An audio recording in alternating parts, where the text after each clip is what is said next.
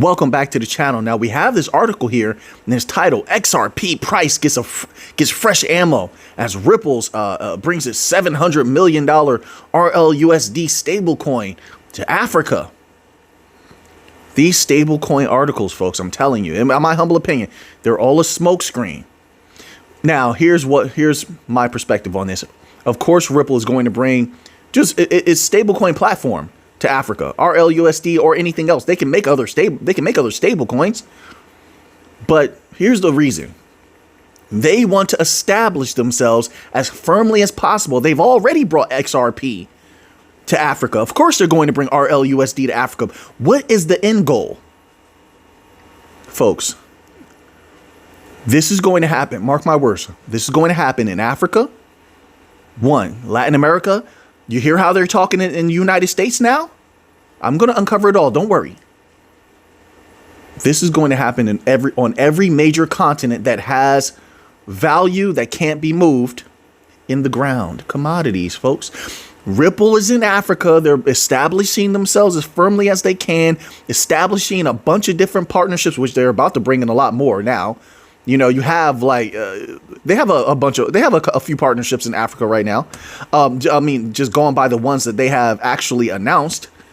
I believe I have a list somewhere. Yeah, OnAfrique, Chipper Cash, Valor, VALR, Yellow Card, companies like that. They have a relationship with, okay? But they're going to bring in a lot more partnerships and establish themselves a little bit deeper. The roots must go deep. Why? Because of the commodities. What makes me say that? Here's a few things. You can look all of this up. Africa has a massive, untapped amount of gold in the ground that is visible now by way of a grouping of different, very advanced radar systems. Think not. I've looked it up for you. Look, see, look. And I want you to look into this because I was referencing this before. And they've used this technology to uncover other things. I'm going to give you an example. So everyone knows about LiDAR, but you have the U.S. is pioneering camera-based stealth vision systems. Do you know about that? Camera-based stealth vision system, but that's not the one that they used to uncover that massive amount of gold. I believe it was this CEDAR, spectrum enhanced detection ranging. This was developed by Tri-R. CEDAR uses shortwave infrared imaging instead of laser pulses. It offers a high resolution depth sensing in all lighting and weather conditions. It doesn't matter what's going on. They're going to see into that ground. And when they can see into the ground, folks, you see where this is going? When they can see into the ground, they will tokenize all of that illiquid value. You think not? Ripple literally said, wait a minute, folks. See, I got to bring the facts. Hold on. How did they put it? Let me scroll down. Bear with me. Here it is. Ripple has published reports and made public statements emphasizing that RWA tokenization is, quote, the next major phase for blockchain technology. They have specifically noted that in regions like Africa, why do you think that is? What is everybody getting out of Africa right now? Everybody's profiting. You see the mines there? All these new mines over the last decade? What are they pulling out of there? Everything's going to be tokenized, folks.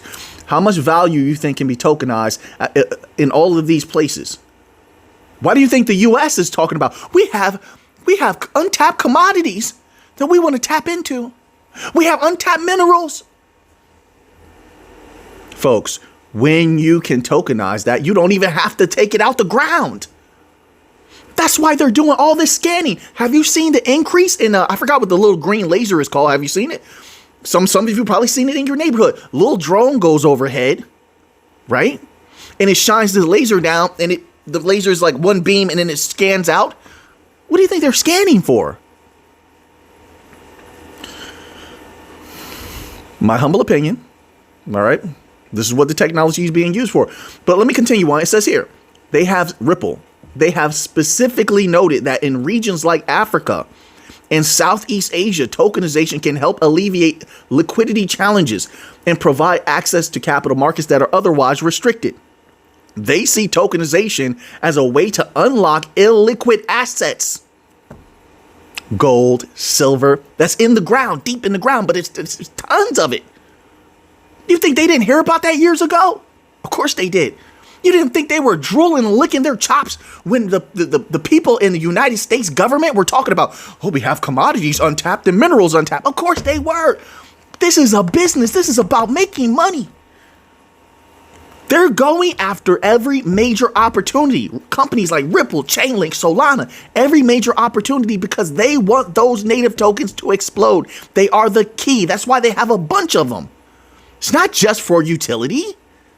These are money makers. They get one shot at this. One shot. And if you look at everything that they're doing, they're trying to make that shot count.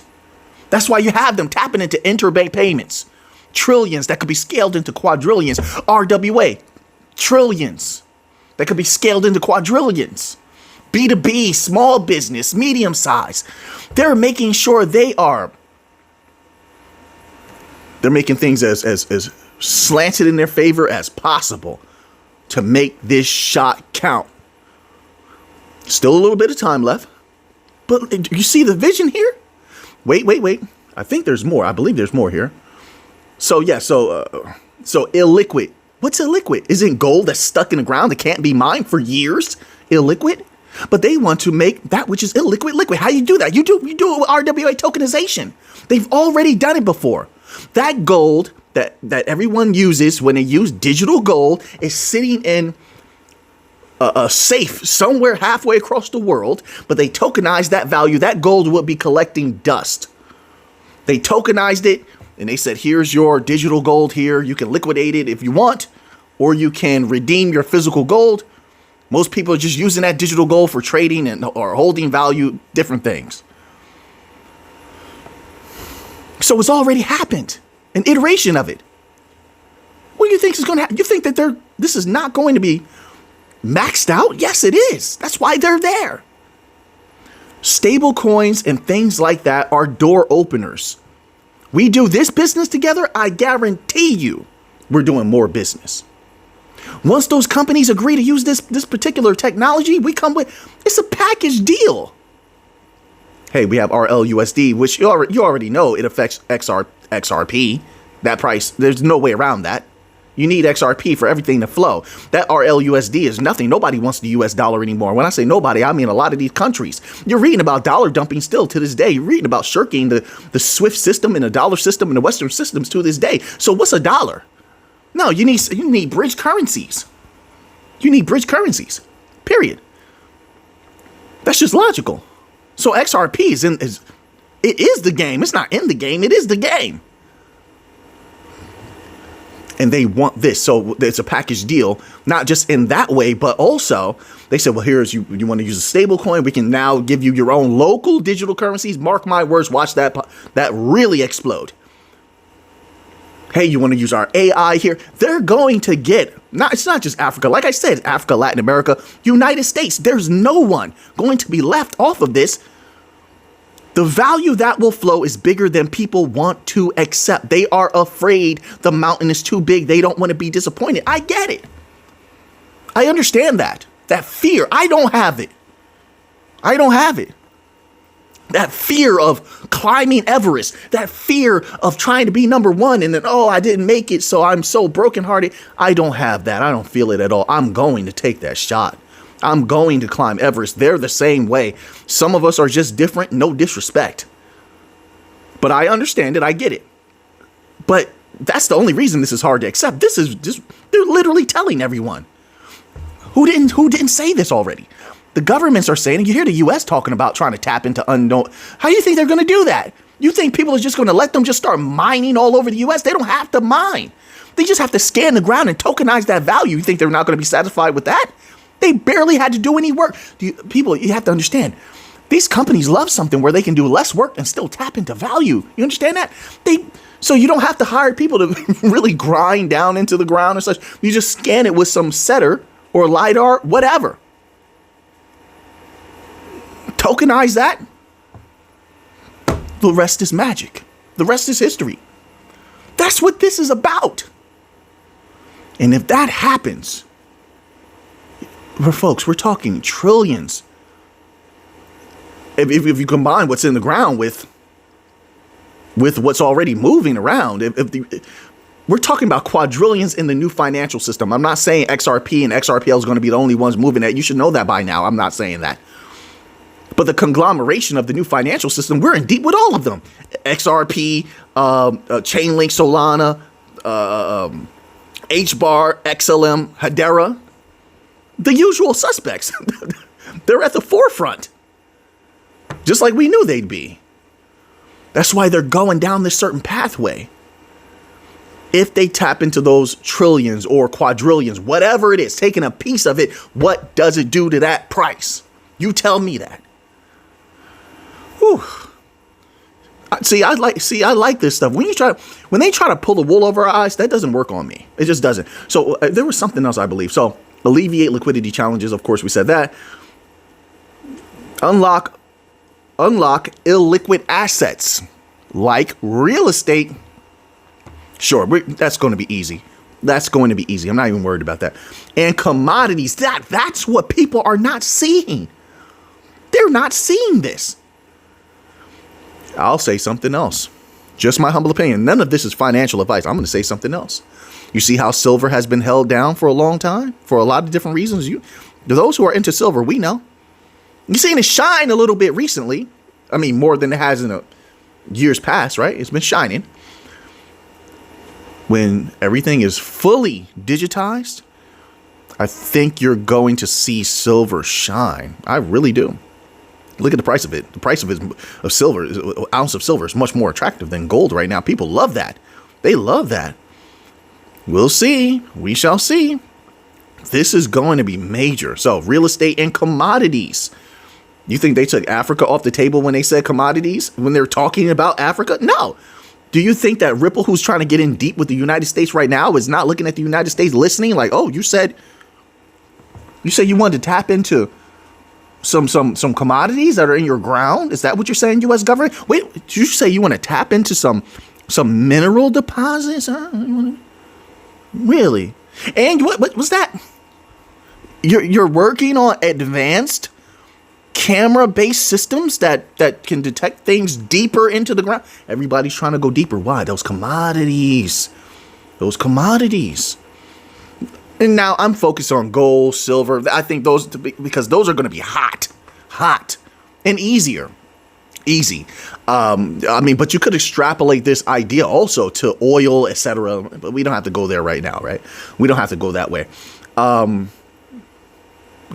Once again, by making them available, it says real estate and commodities, making them available for fractional ownership and trading. I'm telling you, folks, you just have to listen to them. They've been telling us over the years, but because things are spread out, sometimes it makes it hard.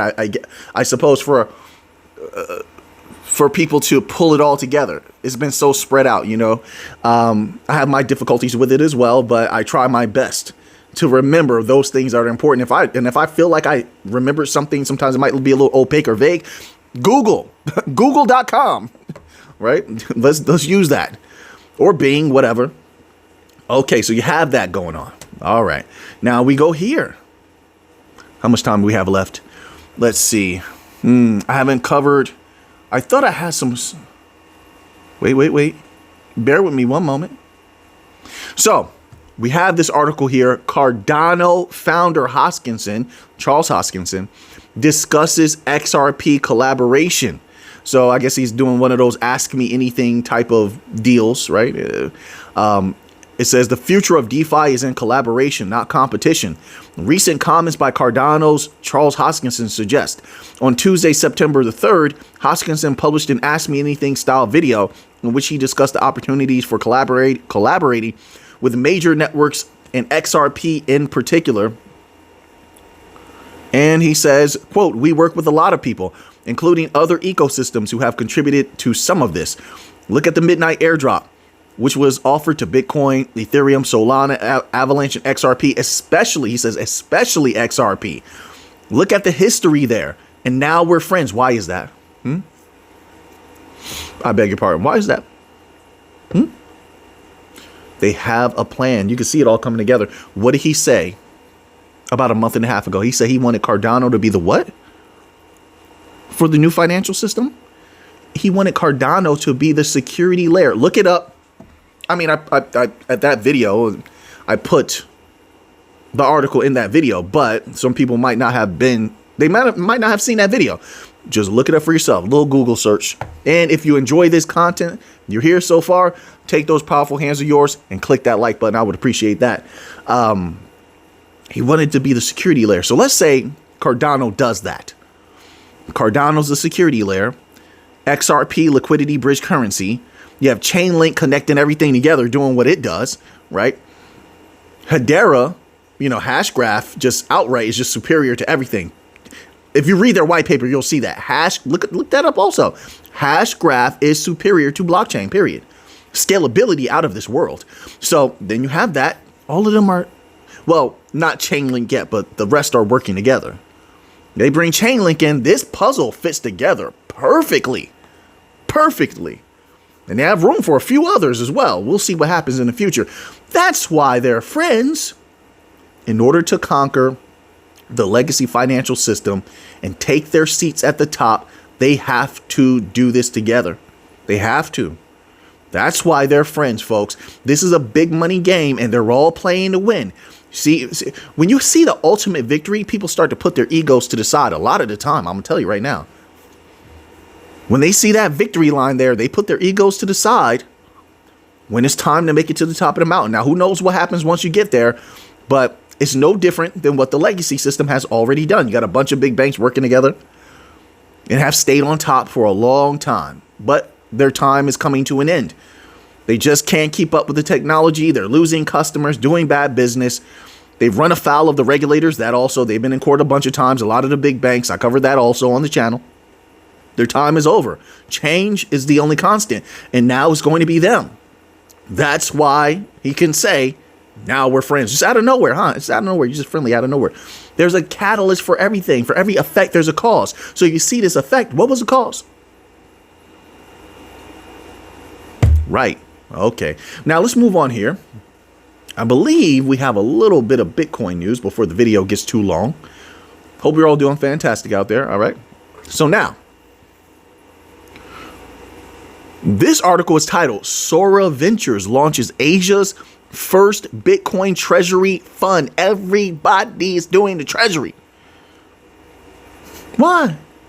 If Bitcoin wasn't going up a little further, why would they all be doing treasuries? And they're rushing. You see how many companies are doing it? They're rushing to get in right now. Tells you it's still early. Not only it tells you it's still early, but they want to make sure they're in early.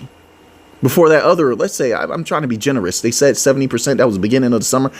I'm being super generous. Let's say there's only 65% of businesses out. They're not in Bitcoin yet.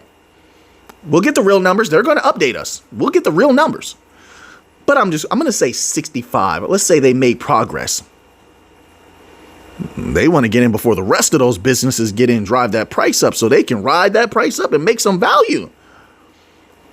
Bitcoin's future looks bright based on all the catalysts, based on watching what these big money entities are doing. Their actions are going to tell you more than their words. Their actions are going to tell you, I believe sometimes more than articles, right? Articles might say it's going in the opposite direction. Then you see something, you're like, wait a minute. For example, I've seen articles that say, well, there's a bear market coming for Bitcoin. And that was like 2-3 weeks ago. Is a bear market here for Bitcoin? Maybe a little consolidation. It's not a bear market, is it? No. But at that same time, just to juxtapose and show you, these big money entities were still buying. They were buying a lot of Bitcoin. One of them even broke a record. Remember that? They broke a record for buying Bitcoin, something like that. It was something akin to that. But if you listen to the article, I would have been like, oh, it's a bear market. No. See, sometimes you have to watch actions. So anyway, let's read this little tidbit here, okay? Sora Ventures has announced Asia's first $1 billion Bitcoin treasury fund, aiming to purchase $1 billion I beg your pardon. A little something in my throat, a little dry. $1 billion in Bitcoin within 6 months. All right. Now, listen, this sounds great. I'll feel happier once they've done it. Do it. It's one thing to say it, and I will give these big companies credit. A lot of them have said, we're going to buy this much Bitcoin and millions of dollars of Bitcoin. And they've done it for sure. They've done it. Yes. But still, I don't want to get too comfortable with that and just start jumping out of a window, so to speak, where they're saying they're going to do something. And I'm like, yeah. And then they don't do it. And it's like, I don't like to set myself up like that. This is good. It'll be better once they've done it. Then we can further this discussion. But this is the news now. OK, it says aiming to purchase $1 billion in BTC within 6 months. The fund expands on MetaPlanet, Moon Inc., DV8, and BitPlanet treasury initiatives across the region. It says this new fund follows the individual Bitcoin treasury firms that have emerged across Asia in recent years, including Japan's MetaPlanet, Hong Kong's Moon Inc., Thailand's DV8, and South Korea's BitPlanet. They didn't really have to reiterate this. They did put a little extra detail here, but I don't think that was necessary to reiterate such, but so be it. They didn't. I hate when article writers do that. It says, while those companies hold Bitcoin directly on their own balance sheets, the Sora Ventures Treasury Fund will act as a central pool of institutional capital designed to both support these existing firms and fuel the creation of similar treasuries globally. It's going to be very interesting to see where Bitcoin goes over the next year or two. It really is. I really believe they want to pump. The pump hasn't started yet. Once again, I feel like when they're ready, all of these massive companies and asset managers, you're going to see a media push, the likes of which you've never seen before. Never seen before. Here's another thing I'm going to say. And I've heard certain things when it comes to, like, let's say, like, what's the app? What is that app? TikTok. I've heard some things where, I'm trying to see how to say this. They have cut how they're paying their influencers. So if their influencers are looking for what they call sponsorships, etc., you don't think so TikTok cut a little bit of their pay. There's this major push possibly coming for Bitcoin in the future. You don't think those influencers are going to jump at those sponsorship opportunities or partnership opportunities? Yes, they are. Yes, they are. So what we're looking at, and the reason I say that is because mainstream media, they already have that firmly grasped. But I think we're going to see a major push from the top down. Mainstream media, as well as these so-called influencers, they have to convince everybody to buy something. They got a product to push. They got something to sell. They have a sponsorship partnership. I think they're going to run wild with that. I could be wrong, folks. I could be wrong, but I don't think I am. And so once you start seeing that, now I'm drawing this to a conclusion. Once you begin seeing that, I believe that's when the real pump has started. And I don't believe they're beyond the pump. Their money will make its way behind the scenes. They don't need people to know who is putting the money around. They're just going to make sure that money goes around. They're here to capitalize on Bitcoin. That comes with a media push, advertising. Well, they don't listen. I don't think people are going to go for regular ads, advertisements. Buy Bitcoin here at some bank. No, I don't think so. They wanted to come from who people relate to. News media, people love the mainstream news media. For whatever reason, I don't agree with that. I don't particularly favor the mainstream news media. You should know that by now. But people love them. They're going to listen. And people love their influencers as well. They're selling beauty products and things like that. They're going to listen to these people. We'll see. We shall see, folks. But I keep my eye on something like that, so I know how to move. Where does the price go? Is this being effective? I start watching things like, is this effective? What are people saying, right? A lot of information is going to come out. You have those companies that monitor what's being said on social media. They're going to come out with the effectiveness of it, and then we're going to learn. We're going to learn a lot. And if that first massive pump for Bitcoin is successful, it's going to be rinse and repeat. I can already see it set up for them to rinse and repeat. Pump. They're going to sell on everybody. Then the price will go down. They'll pump again. Rinse and repeat. They'll squeeze as much capital out of this as they possibly can, in my humble opinion. That will cause Bitcoin's price to skyrocket for a while. It's not forever. It is not forever, and this is not financial advice. So, now that you have that information, what are you going to do with it? I know what I'm going to do with it. So until next time, everybody, let's get to the money.